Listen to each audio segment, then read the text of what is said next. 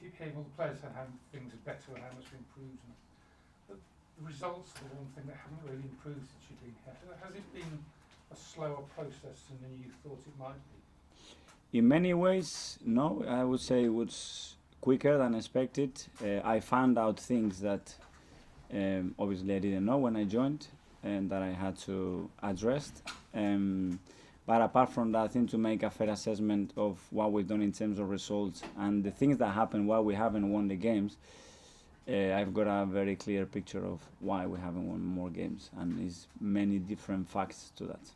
It is quite a worrying run now. I think you've got 8 points from 7 games since you've been here, and that top 4 is getting further away. You've sort of got to start winning pretty quick now, haven't you? Absolutely. We have that's what I said. The next 2 or 3 weeks is going to dictate how close we're going to be in the last 4 or 5 weeks of the season to challenge for European spots or not. Well, sorry, what things was it that you've learned that you didn't know when you arrived at the club? Many that I have to keep for myself. Okay. It's similar to the way that you say that winning is a habit. It's an entirely serious question. Have Arsenal forgotten how to win games? Because it's so few wins this season. Is there something mental that's a kind of a block that needs to be cleared? I think winning takes you to winning the next game, and the confidence related to that is huge, which in football the mental aspect is more important than anything else. So when you are doubting about yourself, your ability to win games, obviously the confidence affects. But that's, again, part of something that we need to go over and improve. And the moment that comes, I think it will generate naturally another dynamic. Is there something that only results can change, or can you do things? I think you have to do a lot of things, and you have to do things in training, the messages you send to the players, the messages they send by themselves. It's a lot of things. Mikel, during the break, Gazzetta dello Sport ran a big piece over in Italy, looking at they called it the biggest transfer flops of the season, and Nicolas Pepe was one of the 4 that they included. I presume you would think that's an unfair assessment. What do you think he has to do more now to sort of shake off that tag that he seems to be getting now? Obviously, the price that we pay for him puts in a difficult position straight away, because he's going to be compared to players of that caliber. First of all, the team has to sustain his ability and has to give him as many opportunities as possible during games for him to be able to execute his qualities. The other thing, he has his own responsibility, that's for sure, that he needs to be more consistent in his performances. Do you, fans are sort of pinning their hopes on we'll see the real Nicolas Pepe next year, because he'll have had a year to adjust to the Premier League. He'll have a full summer, a full pre-season, which he didn't have last time. Do you think we'll see the proper Nicolas Pepe next year?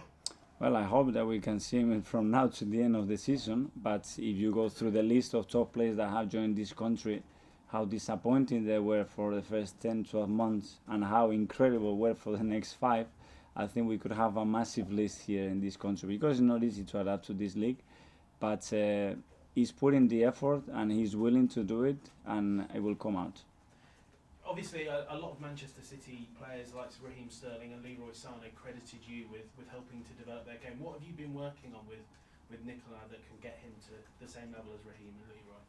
As I said, first of all, they need the right structure behind them for them to be able to provide the moments of quality and the moments of winning games, whether it's assists, goals, dribbles, whatever it is, for them to do that. And afterwards, he needs to have a much clear picture of the scenarios that are happening in the pitch and why they happen and how he can solve them. And I think he's in the process to that. He hasn't had a lot of consistency in terms of players behind him. Ainsley's played there, Cedric's coming in, and Hector. How important, though, is it to have that really strong relationship on the right flank there? Yeah, and the consistency of games as well. He hasn't played 10, 15 games in a row, which is a massive thing for a player in those positions, which is the more difficult ones to do in the pitch, to try to make that impact in games. But as well, he needs to earn that with his performances.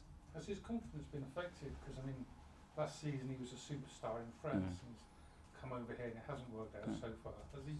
Has he been struggling a bit mentally? That's part of the adaptation for sure, because he was in France and he was one of the biggest stars in the league. He made an incredible year. He comes here and a lot of people here didn't even know him, and you pay that price tag. So for him to put his brain into this picture as well and solve all this is not easy.